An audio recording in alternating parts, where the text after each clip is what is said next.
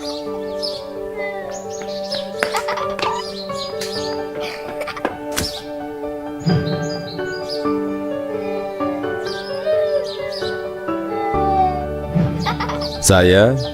Joko Widodo. Ini adalah kisah masa muda saya sewaktu memulai perjalanan hidup. Ini saya waktu kecil. Saya berasal dari kota Solo, Jawa Tengah. Saya anak sulung dari 4 bersaudara. 3 adik saya semuanya perempuan. Saya berasal dari keluarga biasa.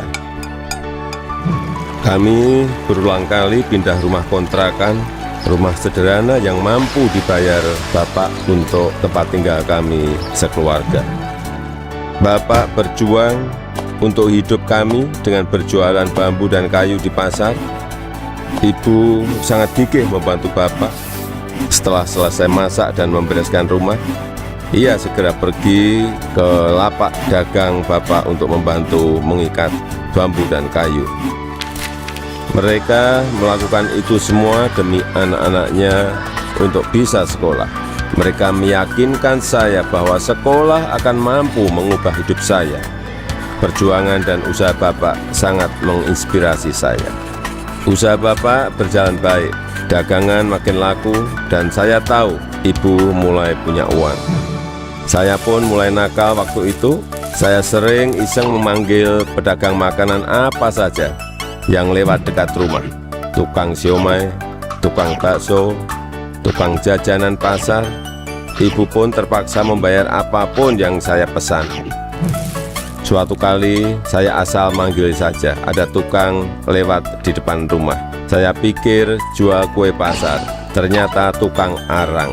Ibu muncul sebelum saya sempat berlari. Terpaksa ibu membelinya dan langsung menyodorkan bungkusan berisi arang untuk saya makan sambil berkata, "Ayo makan, habisin ya, kamu kan yang kepengin jajan."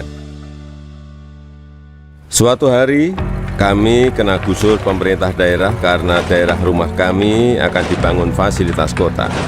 Kami sekeluarga terusir begitu saja tanpa ada perhatian di mana kami akan tinggal. Kejadian ini membuat kami sekeluarga sangat terpukul. Kami terpaksa menumpang di rumah paman. Keadaan yang sulit membuat kami sekeluarga gigih berjuang lebih keras. Bapak menjadi sopir angkutan umum. Setelah sekolah, saya membantu ibu berjualan di pasar meneruskan usaha Bapak. Kami sekeluarga menjalani hidup tanpa mengeluh dan saling mengalirkan energi positif. Bersama-sama kami berjuang untuk tidak lagi menumpang. Kerja keras tidak pernah sia-sia. Bapak bisa membuka bengkel usaha kayu. Setelah beberapa tahun, akhirnya uang bisa terkumpul untuk membeli rumah sederhana. Tahun 1980, akhirnya saya memutuskan untuk kuliah di jurusan Teknologi Kayu, Kehutanan UGM. Saya memilih jurusan tersebut agar saya dapat belajar lebih mendalam tentang perkayuan. Saya ingin mengikuti jejak Bapak, ingin membangun bisnis kayu Bapak menjadi besar. Ini saya gondrong waktu kuliah, dan saya suka banget dengerin musik cadas dari Nazareth, Queen, Metallica, Judas Priest, Guns N' Roses. Saya juga hobi banget naik gunung, Gunung Lawu, Gunung Merapi, Gunung Merbabu, Gunung Kerinci, sudah saya daki. Menginjak masa penulisan skripsi di dekat akhir kuliah, saya sudah agak kalem. Akan menginjak dunia kerja, saya memutuskan untuk lebih serius.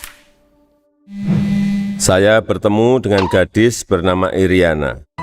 Dia teman adik saya yang sering main ke rumah.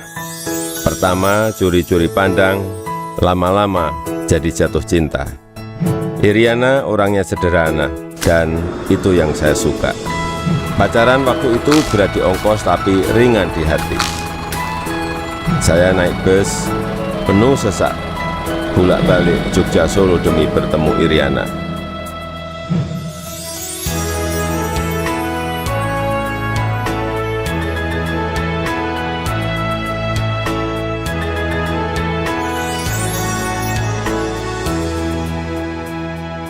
Lulus kuliah tahun 1985, saya melamar ke sebuah perusahaan kertas di Aceh. Setelah diterima, saya baru tahu akan ditempatkan di hutan rimba.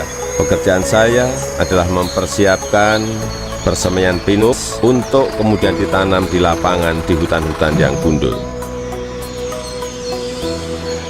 Beberapa bulan setelah itu saya kembali ke Solo untuk menikahi Iriana dan menyiapkan keberangkatan kami ke Aceh. Masa awal pernikahan kami berada di dalam hutan rimba selama 2,5 tahun.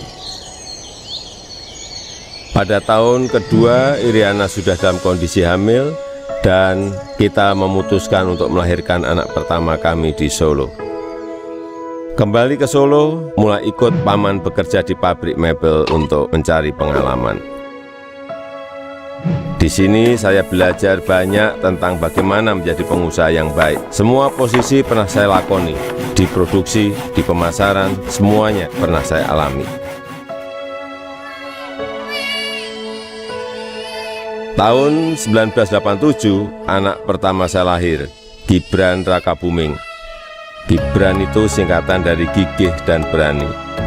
Saya ingin putra pertama saya punya semangat hidup seperti namanya. Lahirnya Gibran juga memicu saya untuk mendirikan perusahaan pertama saya yang bergerak di bisnis mebel dengan nama CV Rakabu.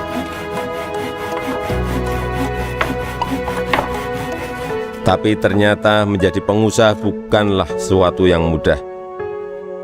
Saya pernah habis ditipu. Barang sudah dikirim tapi tidak dibayar. Lalu orangnya menghilang.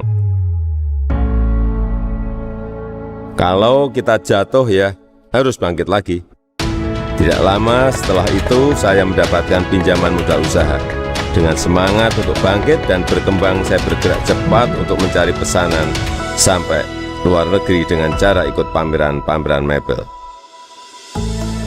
Hasil usaha saya mulai terlihat, kantor tidak pernah sepi dari kunjungan pembeli. Di sini saya bertemu dengan pembeli dari Prancis bernama Bernard Jan. Dia yang memberi sebutan Jokowi untuk saya, untuk membedakan Joko Widodo dengan Joko-Joko lainnya yang banyak beliau kenal. Sejak saat itu, orang-orang lingkungan pengusaha mebel mulai memanggil saya Jokowi. 2 anak saya lahir setelah keadaan ekonomi keluarga membaik. Kahiyang Ayu dan Kaisang Pangarep.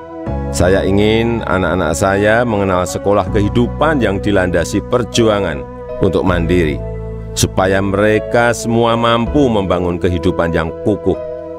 Keluarga adalah sumber kekuatan terbesar bagi saya. Saya yakin yang saya alami waktu muda sedang kalian alami sekarang. Tidak ada Jokowi hari ini jika tidak ada sejarah susah hidup saya. Teruslah berjuang mewujudkan mimpi-mimpi kalian. Mari kita terus bangun Indonesia maju.